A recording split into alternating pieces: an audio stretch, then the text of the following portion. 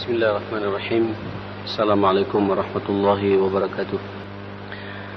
Innal hamdalillah nahmaduhu wa nasta'inu wa nastahdihi wa nastaghfiruhu wa na'udzu billah min shururi anfusina wa sayyiati a'malina. May yahdihillahu fala mudilla lahu wa may yudlil fala hadiya lahu.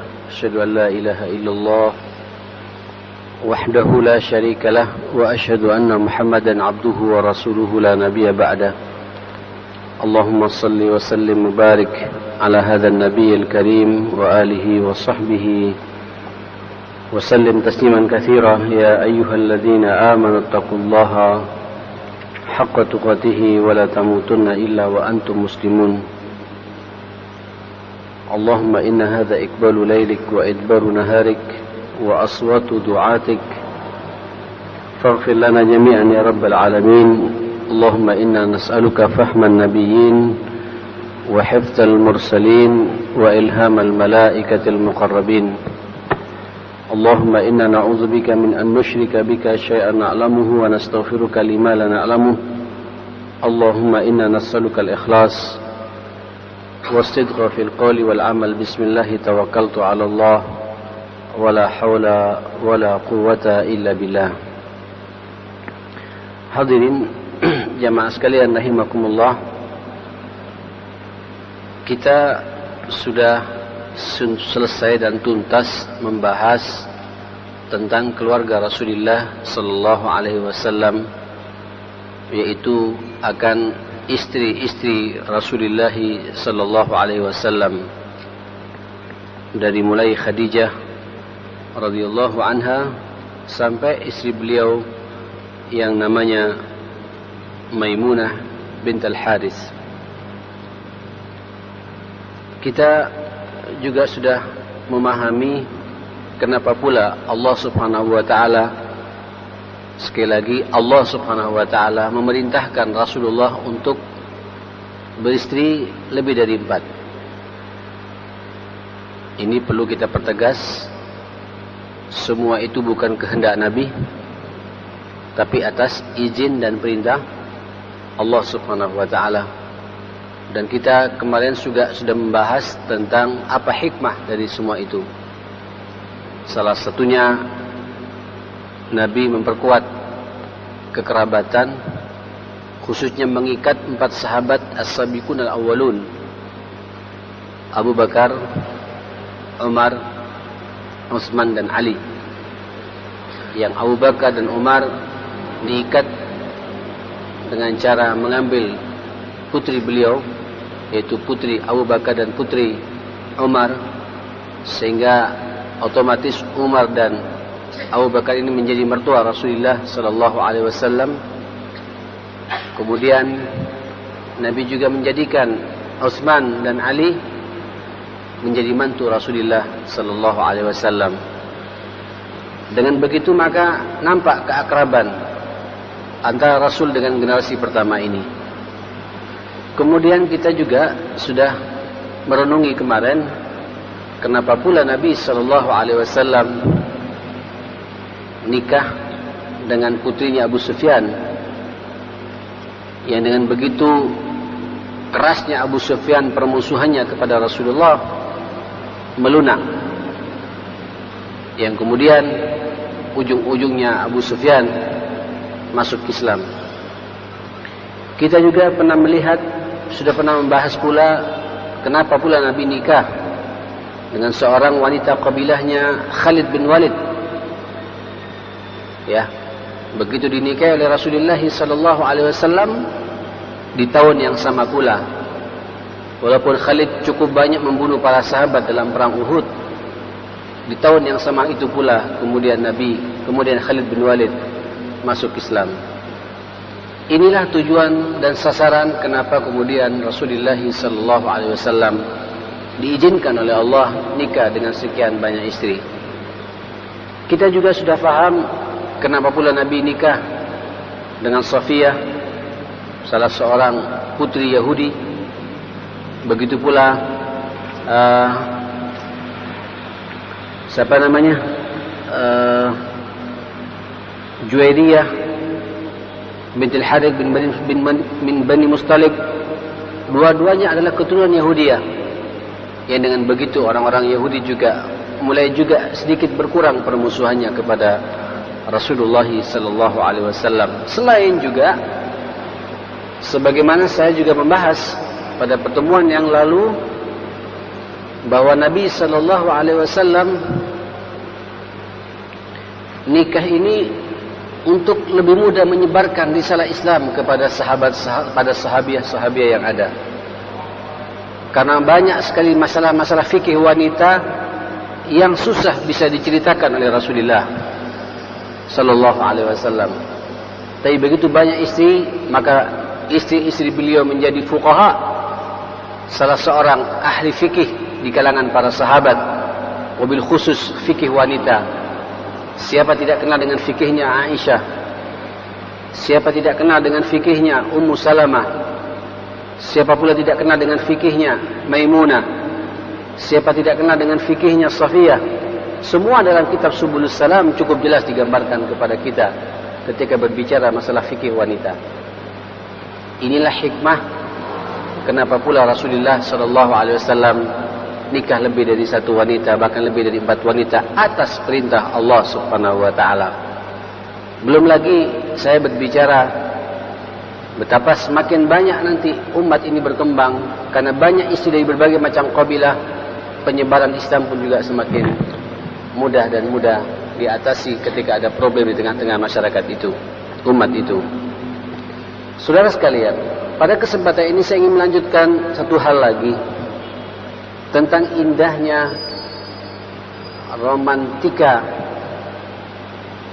kehidupan keluarga Rasulullah sallallahu alaihi wasallam. Kita tahu, ma'asyal muslimin, Nabi nikah dengan 11 istri. 2 istri pertama meninggal di saat Nabi masih hidup. Kemudian Nabi meninggalkan 9 istri yang lain, janda beliau. Hidup bersamaan dengan Nabi 9 istri. Jangan tanya, kita sudah menerangkan lebih jelas lagi, cukup detail tentang hikmah dari semua itu. Uniknya, kalau Bapak tanya, kalau sahabat para tabi'in menanyakan kepada mereka ini ummahatul mukminin, istri Rasulullah, masing-masing ditanya bagaimana akhlak Rasulullah sallallahu alaihi wasallam,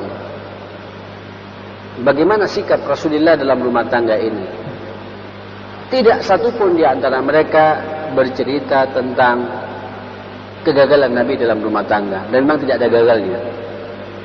Tidak satu pun di antara mereka istri-istri Nabi, apakah itu Aisyah, Hafsah, Maimunah, Juwairiyah, Safiyah dan lain sebagainya, Ummu Salamah, ada sebuah kisah menerangkan kepada kita tentang tabiat Nabi yang tidak benar.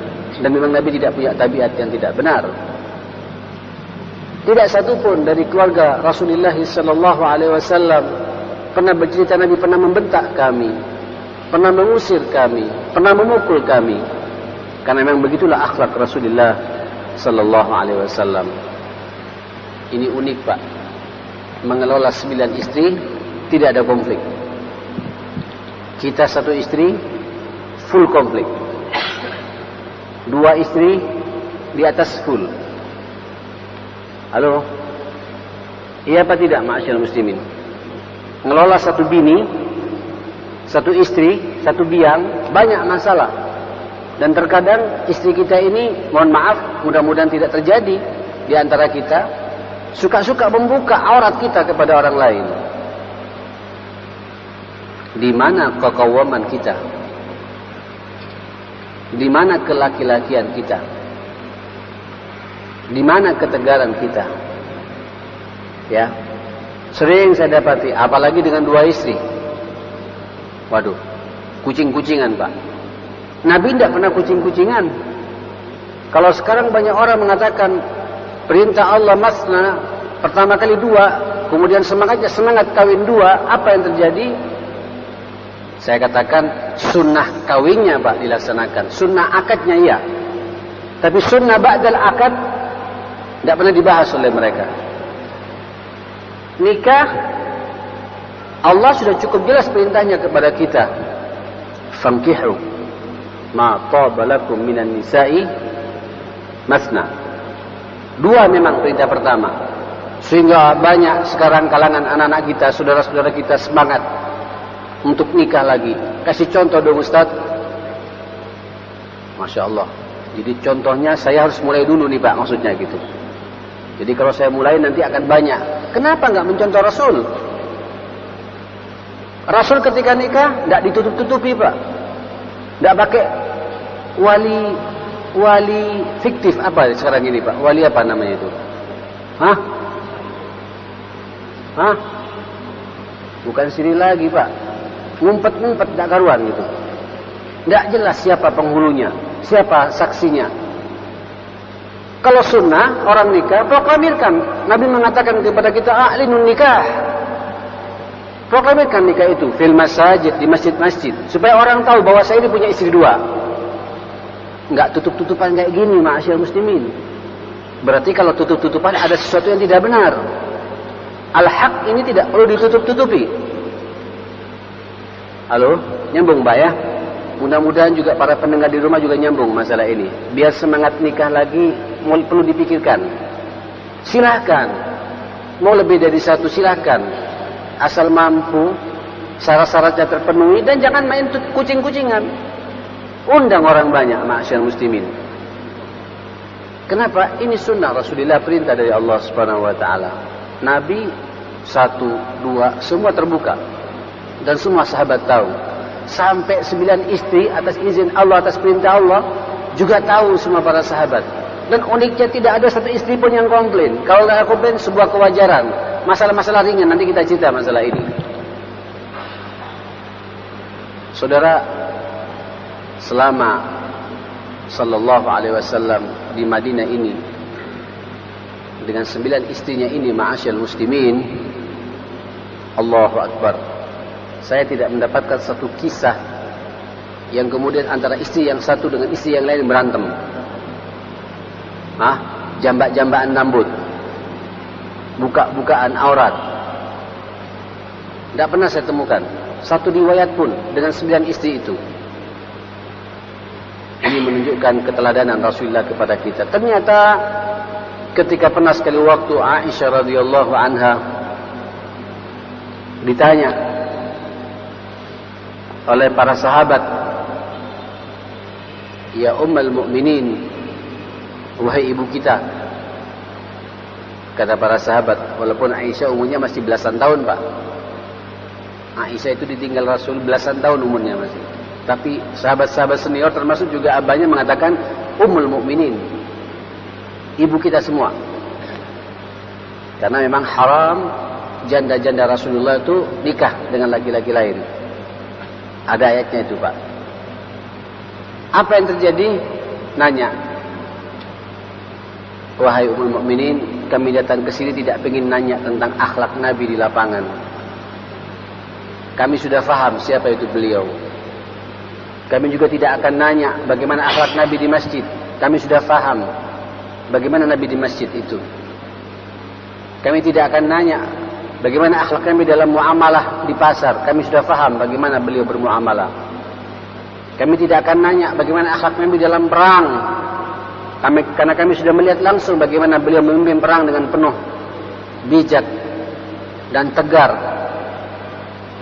Tapi tolong ceritakan kepada kami bagaimana akhlak Nabi dalam mengatur rumah tangga ini gitu. Allahu Akbar. Aisyah Pak, kalau Bapak baca dalam kisah itu, kemudian katanya dia menarik nafas gitu dan mengatakan, alif kha Pak, kana kullu amrihi ajaba. Sungguh semua tingkah lakunya, akhlaknya indah dan menakjubkan. Subhanallah. Kemudian tertulis dalam hadis itu, kana itu banyak sekali. Kana, beliau ini setiap masuk rumah beliau pakai siwak. Kemudian yamussu fiyya, dia mencium bibirku. Ya salam. Ini bukan porno Pak. Ya, akhlak laki-laki kalau pulang kantor seharusnya Pak, biar ada keakraban di antara kita, kita cium istri kita itu. Ya tidak mau cium mulut, cium keningnya Pak ya. Salaman, dicium keningnya dan lain sebagainya sebagai bentuk penghormatan. Kalau Aisyah ya Musufiyah, dia mengkecup bibirku gitu. Berarti Nabi sebelumnya pakai siwak. Kalau kita tidak ada siwak, pakai permen Pak ya, biar nggak mau mulut kita. Ini akhlak Nabi.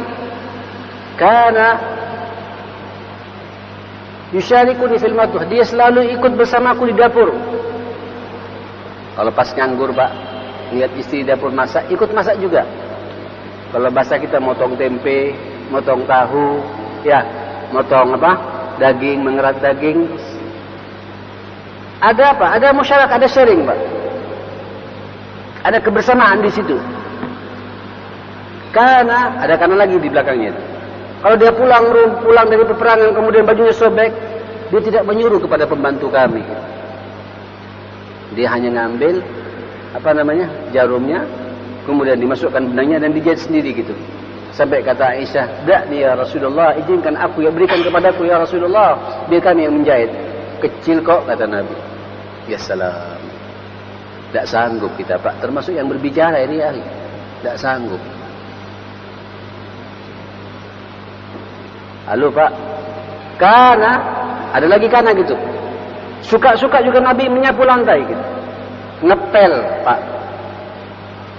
Saya berpikir pada waktu itu, padahal masing-masing istri Nabi ini punya walidah, punya gulam, ya, punya amah, punya pembantu, punya budak. Kenapa tidak diserahkan ke budaknya untuk nyapu lantai? Kenapa tidak diserahkan ke budaknya untuk kemudian mengerat daging, tahu dan tempe itu? Kalau bahasa kita nih Pak ya. Kenapa tidak diserahkan ke budaknya untuk kemudian menjahit baju yang sobek itu? Kenapa dan kenapa? Ini ma'asyar muslimin menunjukkan Nabi itu ingin musyarakah a'iliyah namanya Pak. Ingin terlibat dalam urusan rumah tangga itu. Seakan-akan dia juga ingin ngurus, ada keberadaan dia gitu. Allahu Akbar. Tidak sanggup kita nih Pak. Ada Pak di kita yang kemudian juga bikin sambal Pak, ya, sambian yang motong lomboknya sama tomatnya, kasih terasi sedikit, kemudian kita yang isi yang bagian goreng. Jarang di antara kita. Halo Pak, kita bicara akhlaqiyatul Rasul. Nah, kita bicara keluarga Rasulullah Sallallahu Alaihi Wasallam. Dan nanya pada istri yang lain juga sama, ma'asyar muslimin. Hafsah juga begitu pula jawabannya gitu. Nanya ke semua sama, unik. Dan tidak ada satupun yang kemudian membanding-bandingkan. Nabi itu senangnya di rumahnya Aisyah saja. Nabi itu senangnya di fulan saja gitu. Tidak ada omongan begitu. Kenapa? Begitu adilnya Rasulullah Sallallahu Alaihi Wasallam. Kita Pak, begitu suaminya meninggal, karena nggak ngasih tahu Pak ya. Satu di Surabaya, istri pertama, istri kedua di Bangil Pak. Ngumpet lagi masuk kampung kan itu. Begitu meninggal berantem Pak. Kata istri pertama, "Mana buktinya kau nikah dengan suamiku?" "Nggak ada, kiai." Dipanggil kiainya, angkat tangan lari juga kiainya. Sampai lompat ini Pak. Minggu-minggu depan yang bagus imik ya akhi. Wah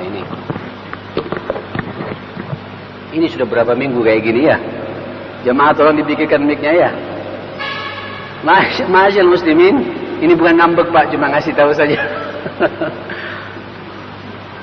Ma'asyal muslimin, apa yang terjadi? Berantem. Kemudian ini anaknya gitu. Sampai tes DNA Pak, buka-bukaan aurat gitu. Waduh, nggak jelas Pak. Ini baru 2 istri, kalau 3 istri, 4 istri. Kenapa? Karena dari awal tidak mengikuti sunnah Nabi Pak. Sunnahnya nikahnya iya, tapi bagaimana setelah itu tidak dilaksanakan untuk mengakurkan di antara 2 istri yang ada, 3 istri yang ada, nggak dijalankan, dewe-dewe.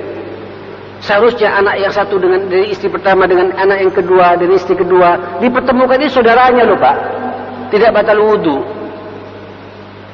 Karena sama-sama tidak tahu, tiba-tiba tuanya ketemu di kampus, ketemu Pak pacaran. Padahal kakak adik itu satu darah. Ya opo loh kayak gitu. Dan ada kasus-kasus seperti itu ma'asyiral muslimin. Paham maksud saya saudara sekalian? Nyambung ya. Inilah sosok keluarga Rasulullah sallallahu alaihi wasallam. Saudara, ternyata dalam urusan rumah tangga ini, sampai katanya Pak, begitu sabarnya istri-istri Nabi ini.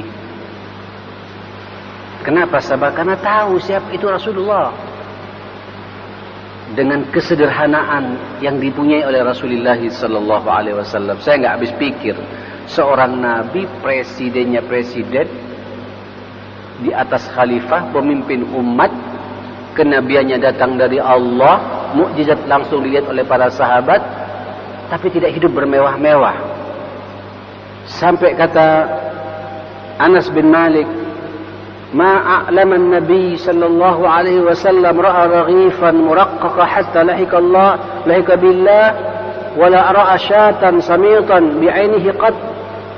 وقالت عائشة إن كنا لننظر إلى الهلال 3 أهلة في شهرين ما أوقدت في أبيات رسول الله نار. الله أكبر.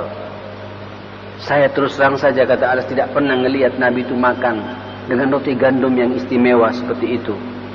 Sampai dia berjumpa, dipanggil oleh Allah Subhanahu wa taala.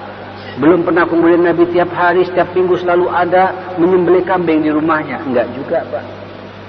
Jadi hadis ketika saya menyampaikan Nabi pernah makan kambing satu, itu sesekali, Pak. Tidak kemudian tiap hari kemudian satu paha kambing. Enggak. Nabi katanya paling suka, Pak, sampil belakang gitu, Pak. Tapi tidak tiap hari gitu. Sampai kata Aisyah, kami melihat bulan hilal itu dalam 2 bulan berturut-turut gitu. Berarti tanggal 1 sekarang Pak, besoknya bulan berikutnya tanggal 1 lagi sampai ketemu yang ketiga gitu. Berarti 2 bulan berturut-turut. Mau masuk bulan ketiga itu. Terus terang saja, pernah 2 bulan berturut-turut dapur Nabi itu tidak menyala apa? Ada bara api di situ. Susah ini Pak. Sekarang tidak masak sedikit Pak, anak sudah ngambul semua Pak. Tidak masak hari ini. Padahal masih ada Pak sisa kemarin. Ya, tidak masak hari ini. Ini apa gitu? Ya Allah, ini kan kemarin. Coba Pak. Kenapa? Karena kita terbiasa dengan sesuatu yang konsumtif seperti itu. Saudara, Nabi 2 bulan Pak, bukan sehari 2 hari, 2 bulan berturut-turut dapurnya nggak ngebul. Lalu makan apa? Qala laha Urwah, berkata Urwah kepada Aisyah pada waktu itu, wa makana ya isyukum, kalian hidup dengan apa kata? Antum hidup dengan apa gitu? Qalat, berkata Aisyah, al-aswadan. Apa al-aswadan ini Pak? Korma dan air. Jadi makannya korma sama air. Subhanallah. Ya, di kita apa kalau kita Pak ya? Tidak ada korma ya. Tapi memang korma ini Pak, kalau tiap hari pagi sampai makan korma 3, siang 3, malam juga 3, seger memang. Air ya. Korma, dan kormanya Rasulullah itu ajwa Pak. Ya, ajwa, terkadang juga ambari yang Masya Allah itu ya. Kita alhamdulillah kita tidak kemudian setiap hari pisang 2, enggak juga gitu. Semua masuk kita ini. Lupa, termasuk kita hadir di sini. Ada Pak yang tidak makan kemudian 1 hari tidak pernah ngebul rumah kita, semua ngebul. Kalau enggak rawon, soto. Coba ya. Kalau enggak soto, pecel. Setelah pecel apa Pak? Halo. Ayo lanjutkan. Lode. Ya. Dengan telur mata sapi, Masya Allah. Besoknya bistik, Jumat gulai, Masya Allah. Sabtu, terus begitu Pak. Sampai ada keluarga Pak itu pakai menu di lemari es gitu. Menu 1 bulan, Masya Allah. Jadi istiqomah mengikuti menu itu. Namanya itu Pak nun warra katanya itu. Tahu nun warra? Noto roso. Ya, nunnya itu noto, ro-nya itu roso, Pak. Ya. Nata selera. Masya Allah. Nah, ikhwatul iman rahimakumullah, itu Rasulullah sallallahu alaihi wasallam. Memang sempat jemaah sekalian, istri-istri Nabi ini namanya manusia ya, dalam kondisi seperti itu muncul apa? Muncul apa namanya? Muncul apa kalau bahasa kita nih Pak ya? Apa ya kalau bahasa kita, muncul protes lah. Masa kita ini istri Nabi seperti ini? Ya, tuh lihat istri-istri yang lain tuh, makanya enak-enak. Kita ini kepala negara, kepala pemerintahan, kepala umat. Nabi ini presidennya presiden, masa makan kita begini gitu. Itu Pak, sempat ada beberapa istri Nabi protes, minta tambahan apa? Tambahan apa? Uang belanja. Tidak kuat Pak. Padahal mereka tahu kalau Nabi tidak bisa lebih dari itu. Ya mungkin namanya istri Pak, agak sedikit protes sama Nabi.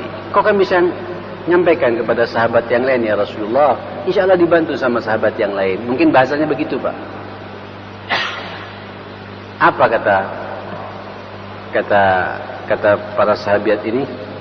Fa'anzalallahu ayat at-takhir.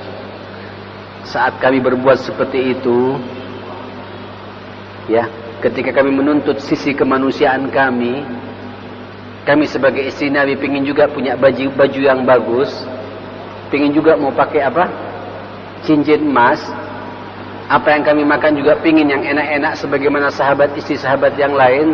Kan wajar kami protes, tapi ditegur oleh Allah Subhanahu wa taala itu. Allahu Akbar.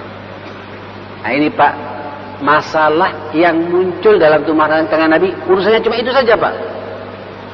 Jadi selama sekian tahun, belasan tahun berkeluarga Nabi itu, munculnya masalah hanya urusan ini. Hanya dua, nanti kita bahas. Yang pertama, nuntut tambahan uang belanja. Dan langsung ditegur oleh Allah Subhanahu wa taala. Dinamakan dengan ayatut takhyir, ayat pilihan, suruh milih. Bertahan dengan Rasulullah atau pisah dengan Rasulullah. Apa ayatnya itu? Ya a'udzubillahi minasyaitonir rajim. Ya ayyuhan nabiyyu qul li azwajika in kuntunna turidnal hayatad dunya wa zinataha fata'alaina umatti'kunna wa usarrihkunna sarahan jamila. وإن كنتن تردن الله ورسوله والدار الآخرة فإن الله أعد للمحسنات منكن أجرا عظيما. Ini surat Al-Ahzab Pak, 28-29. Wahai Nabi, ini bahasa Allah. Allah pun juga negur Pak kepada istri Rasulullah. Katakan ya, li azwajika, semua istrimu itu, sekiranya engkau menginginkan kehidupan dunia. Saya ulangi lagi Pak, sekiranya engkau menginginkan kehidupan dunia, wazinataha, dan perhiasannya, pingin gelang, pingin galung, ya Pak ya, pingin makan enak tiap hari, ada anggur, ada semangka, ada pisang, ada macam-macam, ada pir, ada apel, setiap makan seperti itu. Umatti'kunna, tidak apa-apa, fata'alaina, kemari akan kuberikan apa yang kau minta itu. Tapi sampai di sini ya, wa usarrihkunna sarahan jamila, saya akan cerai kau dengan cerai yang baik. Rasanya kau tidak cocok hidup bersamaku. Ini bahasa Pak, bahasanya Allah untuk disampaikan Nabi kepada istrinya. Kalau kau mau seperti itu, tidak apa-apa, aku berikan hak-hakmu gitu. Tapi sampai di sini, kau tidak cocok denganku, kau pisah. Ayo kita pisah secara baik-baik, kata Nabi. Tapi kata Allah, katakan pula, wa in kuntunna turidna Allah wa rasulah wad daral akhirata, kalau kau menginginkan jumpa Allah, ingin Allah, engkau menginginkan Rasulullah, Rasulnya, dan kehidupan akhirat dengan surganya nanti, fa inna Allah maka sesungguhnya adda lil muhsinati minkunna, Allah akan menjanjikan bagi orang-orang yang baik dari di antara kalian semua ini ajran azima, pahala yang sangat besar. Oh ini Pak, sahabat semua nangis ya, istri nangis semua itu. Allah ya Rasulullah, aku pilih engkau ya Rasulullah. Menyesal Pak dengan apa? Tuntutan apa? Tuntutan apa namanya? Tuntutan penambahan uang. Uang apa tadi? Uang belanja. Makanya sampean ya harus pandai-pandai ngelola masalah ini Pak ya. Ngasihlah sama istri proporsional sesuai dengan kemampuan kita. Ini bukan berarti Pak kemudian kalau kita mampu, ini Rasulullah harus kemudian 2 bulan berturut-turut kita tidak perlu makan, tidak perlu ngebola. Enggak Pak. Karena Nabi memang tidak bisa seperti itu. Kalau kita mampu ya harus kita proporsional. Kenapa buktinya? Sahabat-sahabat mantu beliau Utsman hidupnya Pak. Kalau Bapak lihat Abqariyatu Utsman, kejeniusan Utsman, Masya Allah, saya punya bukunya itu tentang sejarah Utsman. Wih, kalau makan Pak tidak bisa yang sederhana-sederhana gitu. Ya, sarapannya Pak tidak bisa pecel seperti itu. Kalau bahasa kita begitu mungkin. Sarapannya itu harus roti dengan keju dicampur dengan apa? Sambal goreng burung dara yang masih muda gitu. Wassalam. Tapi Pak tidak sombong. Dan dia menawarkan kepada Ashabus Suffah makan sebagaimana apa yang dia makan gitu. Ini takdir Allah karena masing-masing orang memberikan rezeki sesuai dengan apa? Dengan takdir Allah, dengan perhitungan Allah. Kita tidak boleh sudah Allah berikan rezeki, kita sudah duit mungkin miliaran Pak, kemudian makan tiap hari tahu tempe Pak, ngikutin Rasulullah. Iya tidak benar. Sebab ada hadis dari Rasulullah, Allah itu sangat suka kepada hambanya manakala dikasih rezeki, ditunjukkan rezekinya itu. Wa amma bi ni'mati rabbika fahadits. Bentuk tahadits ini Pak, ayo makan yang enak, berikan pula pada orang lain. Nyambung maksud saja makanya proporsional. Nabi memang begitu. Nabi memang sengaja oleh Allah tidak bisa memegang harta. Nahnu ma'asyil anbiya la nuris. Kami para nabi tidak punya warisan, tidak bisa mewariskan apa-apa karena memang tidak ada yang mau diwariskan Pak Nabi itu. Kalau ada tersisa, semua sedekah di jalan Allah Subhanahu wa taala. Itu Rasulullah. Ya, sallallahu alaihi wasallam. Itu satu jamaah sekalian. Saudara, dan Allah muliakan istri-istri Nabi. Allah kokohkan istri-istri Nabi. Kenapa? Karena mereka semua memilih Allah dan memilih Rasulullah sallallahu alaihi wasallam, dan tidak ada di antara mereka satu pun kemudian memilih kehidupan dunia gitu. Semua ingin bersama dengan siapa? Rasulullah sallallahu alaihi wasallam. Baik. Itu satu poin, Pak. Poin kedua, masalah yang muncul di tengah-tengah keluarga Nabi. Jadi pertama Pak, itu satu-satunya loh ya, satu-satunya adalah mereka protes kepada Nabi, istrinya ini minta tambahan uang belanja, kemudian ditegur oleh Allah. Salah. Bukan kesalahan Nabi Pak, tapi istri ini nggak siap untuk menerima kenyataan, tapi ditegur oleh Allah, kemudian siap mereka itu. Yang kedua tidak, ya biasalah masalah wanita ya, masalah kecemburuan. Ya, masalah apa? Cemburu. Wajar. Istri kalau tidak cemburu Pak, tidak cinta sama sampean. Ya, kalau sampean sedikit-sedikit HP-nya dibuka, dilihat SMS-nya gitu, berikan saja Pak. Kalau saya diberikan di rumah itu.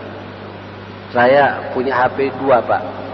Satu urusan lokal ini, ya, yang pulsa lokal, yang satu GSM. Dua-duanya saya letakkan, silakan. Wala anak saya silakan buka. Tidak ada rahasia-rahasiaan. Capek Pak kalau ngumpet-ngumpetan begitu. Capek sekali gitu. Dibuka, tarik. Akhirnya semakin curiga dia. Bukaan. Saya lebih enak begitu. Ya. Nah, ikhwatal iman rahimakumullah, apa yang terjadi?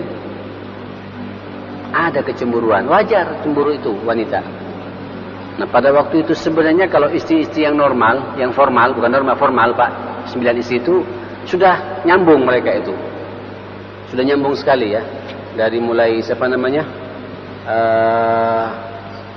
Aisyah, Hafsah, Zainab, Ummu Salamah, ya, kemudian Juwairiyah, Ummu Habibah, Sofiyah dan Maimunah. 9 istri ini sudah sama-sama faham, tidak ada kecemburuan. Tapi Pak Nabi ketika dihadiahi seorang wanita yang namanya Maria Al-Qibtiyah, pernah dengar ya? Yang kemudian sengaja tidak saya masukkan dalam istri-istri Nabi, walaupun ada sahabat mengatakan ini juga bagian dari istri Nabi. Tapi Maria ini adalah hadiah dari budak yang dihadiahkan oleh Raja Mesir kepada Rasulullah sallallahu alaihi wasallam. Kemudian Nabi punya anak darinya. Namanya siapa? Ibrahim itu. Ya maklum. Ya, pemberian manten baru. Nabi kan suka Pak ya, nyambung. Suka di situ. Apalagi darinya kemudian punya anak. Laki-laki lagi jemaah sekalian, bisa dibayangkan gitu. Tapi dengan izin Allah meninggal dunia. Nabi sering ke sana. Akhirnya memancing apa? Kecemburuan. Mohon maaf, saya tidak ingin mengatakan bahwa isi Nabi ini kurang ajar, enggak Pak. Tapi ya wajarlah. Dalam tanda petik Aisyah jadi motornya Pak. Sama Hafsah. Aisyah anaknya siapa? Putrinya siapa? Abu Bakar. Hafsah putrinya Umar bin Khattab.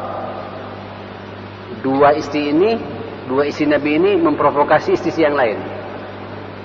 Pokoknya nanti begitu Nabi datang kita, katakan saja mulut Nabi ini agak agak kurang kurang wangi, bau. Padahal Pak, Nabi datang ke rumahnya Maria ini hanya minum madu. Begitu pulang, apa yang kau minum ya Rasulullah? Kok mulutmu bau gitu? Ya aku tidak apa-apa, aku cuma minum madu saja. Nah ini Pak, provokasinya wanita begitu Pak ya. Halo ibu-ibu di rumah yang dengar ini tolong hati-hati ya. Jangan suka memprovokasi suami ya. Kemudian datang ke Hafsah, ya Rasulullah, kok bau? Minum apa kau ini gitu? Aku tidak minum apa-apa, aku dari rumahnya Maria, aku tadi minum susu gitu. Minum apa? Minum madu gitu. Datang ke istri yang lain, minum apa ya Rasulullah gitu? Kok bau mulutmu gitu? Jadi semua sama Pak bahasanya itu, kompak Pak mereka ini. Wah, kalau begitu aku haramkan sekarang minum madu. Jadi Nabi mengharamkan madu. Madu haram enggak Pak? Madu. Syifa'un linnas. Terkesima, terperdaya, terprovokasi oleh kata-kata siapa? Ummahatul Mukminin, ibu kita semua itu. Karena begitu cintanya kepada Rasulullah sallallahu alaihi wasallam. Tak pingin Nabi itu terlalu lama di rumahnya dia itu. Kita sudah ada istri yang sah seperti ini. Dia bilang begitu Pak. Sallallahu alaihi wasallam radhiyallahu anhunna jami'an gitu. Sampai Nabi aku haramkan. Turun Pak. Teguran dari Allah Subhanahu wa taala gitu. Ya Allahu akbar. Ya. Kemudian apa kata Allah? Ya ayyuhan nabi lima tuharrimu ma ahallallahu laka tabtaghi mardata azwajik. Allahu akbar. Ini Pak dalam surat Tahrim. Wahai Nabi kata Allah, kenapa engkau mengharamkan apa yang dihalalkan oleh Allah? Apakah karena kau mau mengikuti kemauan istri-istrimu itu? Sadar Pak Nabi itu bahwa dia sampai berani menghalalkan apa yang diharamkan oleh Allah untuk minum madu. Kenapa? Terperdaya dengan omongan siapa? Omongan siapa? Ummahatul Mukminin, yang mereka semua berbuat begitu karena cintanya kepada Rasulullah. Itulah Pak gesekan yang terjadi, benturan yang terjadi dalam rumah tangga Rasulullah sallallahu alaihi wasallam. Yang lainnya Pak tidak ada. Apakah pernah Nabi membentak istrinya? Tidak pernah. Kalau negur keras, iya, tapi dalam batas-batas kewajaran. Apakah pernah Nabi kemudian memukul istri-istrinya? Tidak ada satu pun kisah berbuat seperti itu. Apakah pernah Nabi kemudian menghadir di depan orang banyak istrinya? Tidak ada ceritanya, jamaah sekalian gitu. Semuanya indah dan menakjubkan. Hanya ada dua saja masalah yang dihadapi Rasul. Itu pun juga bukan kekeliruan Nabi. Semua itu adalah ulah dari istri-istri Rasulullah SAW yang enggak siap menerima bagaimana Rasulullah sebenarnya dalam bersikap dalam hidupnya ini. Saudara, mudah-mudahan Allah Subhanahu wa taala menjadikan keluarga kita ini mampu mengikuti keluarganya Rasulullah sallallahu alaihi wasallam. Kita semua yang hadir di sini ditakdirkan oleh Allah menjadi suami-suami yang qawam, suami yang menjadi pelopor, penegak dalam rumah tangga kita. Sebagaimana firman Allah, ar-rijalu qawwamuna 'alan nisa, dan itu telah dilaksanakan, dibuktikan, dicontohkan oleh Rasulullah sallallahu alaihi wasallam. Dan mudah-mudahan pula istri-istri kita semua menjadi istri-istri sebagaimana istri Rasulullah sallallahu alaihi wasallam, Khadijah al-Kubra wa ummahatul mu'minin, istri-istri Nabi yang lain yang begitu taatnya kepada Rasulullah sallallahu alaihi wasallam. Dan semoga pula anak-anak kita juga dikaruniai oleh Allah menjadi anak yang saleh dan salihah, yang berbakti kepada kita sebagai orang tua ini, berguna buat bangsa dan negeri ini, lebih-lebih agama yang kita cintai. Dan mudah-mudahan mereka semua menjadi zuriyah salihah dambaan Rasulullah sallallahu alaihi wasallam. Allahumma rabbana ighfir lana wa tub alaina innaka antat tawwabur rahim. Allahumma arinal haqqa haqqan warzuqna ittiba'a wa arinal batila batila warzuqna ijtinaba ya rabbal alamin. Allahumma rabbana hab lana min azwajina wa dhurriyyatina qurrata a'yun waj'alna lil muttaqina imama. Allahumma rabbi ij'alna muqimas salah wa min dhurriyyatina rabbana wa taqabbal du'a. Innaka ala kulli syai'in qadir birahmatika ya arhamar rahimin. Rabbana atina fid dunya hasanah wa fil akhirati hasanah wa qina adzaban nar. Wa sallallahu ala Muhammadin wa alihi wa sahbihi wa sallam. Walhamdulillahi rabbil alamin. Ma'asyiral muslimin, insyaallah kita ada tinggal 2 pertemuan lagi ya. Dan insyaallah dengan 2 pertemuan ini akan tuntas pula kita bahas kitab Ar-Rahiqil Makhtum, karena bab terakhir nanti akan membahas tentang sifatul Rasul wa akhlaqu, sifat-sifat Rasulullah dan akhlak Rasulullah secara keseluruhan. Mudah-mudahan dalam 2 pertemuan kita tuntas, dan dengan demikian selesai pula kajian sirah nabawiyah ini insyaallah. Subhanakallahumma bihamdik asyhadu an la ilaha illa anta astaghfiruka wa atubu ilaik wa lakum minkum. Assalamualaikum warahmatullahi wabarakatuh.